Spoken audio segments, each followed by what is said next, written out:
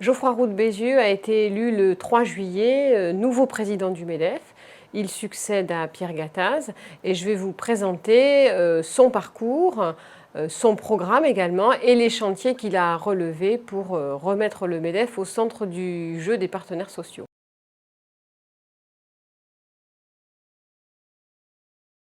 La première de ces sociétés, c'était dans la téléphonie mobile, c'était The Phone House, puis Virgin Mobile, qui ont été revendus depuis et qui ont d'ailleurs fait sa fortune. Aujourd'hui, il est plus versé, on dirait, dans la haute gastronomie, puisqu'il est à la fois dans l'huile d'olive, les chocolats, enfin, il a investi dans plusieurs entreprises, mais il reste très présent dans des fonds d'investissement et c'est donc quelqu'un qui a des liens assez forts avec, on va dire, les grands noms de la net économie, des start-upers. C'est aussi un très bon connaisseur du MEDEF, puisqu'il en a été vice-président pendant 5 ans sous Pierre Gattaz, où il était en charge des questions fiscales et économiques.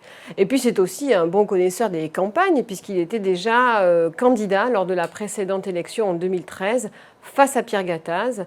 Il a échoué cette fois-là, mais voilà, cette fois-ci, 2018, il a enfin été élu président du MEDEF.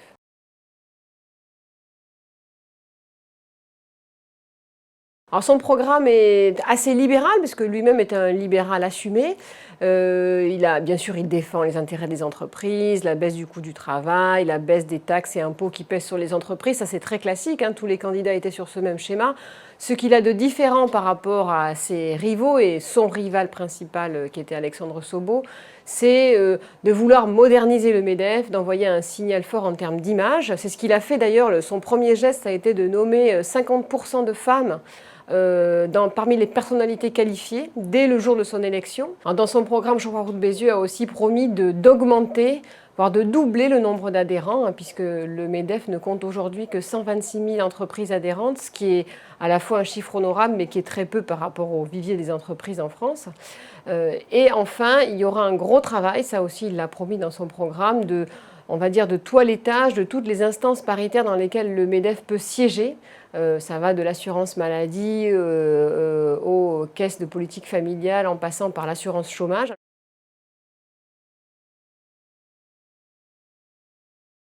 Alors Geoffroy Roux de Bézieux aura 3 grands défis à relever pendant ces 5 années de mandat.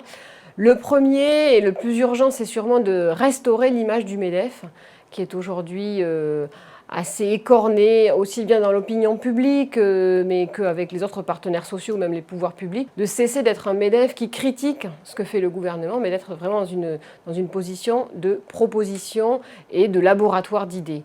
Le deuxième défi, c'est aussi de mettre en œuvre les réformes sociales qui ont été votées pendant la première année du quinquennat. Il y a bien sûr les ordonnances travail, qui sont un très gros chantier qui a été voté en un temps record, mais maintenant il faut les mettre en œuvre dans les entreprises. Il y aura aussi bien sûr toute la réforme de la formation professionnelle et de l'apprentissage qui est en train d'être votée. Et là aussi, les entreprises sont en première ligne, mais elles ont besoin d'être épaulées par leurs instances représentatives pour les mettre en place. Le troisième défi, c'est de renouer le fil du dialogue avec les autres partenaires sociaux, notamment les centrales syndicales. Pendant 5 ans, ce dialogue a été un dialogue de sourds quasiment, ou en tout cas avec très peu d'échanges constructifs. Là, il y a beaucoup de choses à construire, on vient de le dire, sur les réformes sociales. Et c'est pareil, le MEDEF, il ne pourra pas y arriver tout seul. Donc il a besoin d'avoir des partenaires sur lesquels il peut s'appuyer, il peut discuter, il peut dialoguer et il peut conclure éventuellement des accords pour faire avancer les entreprises.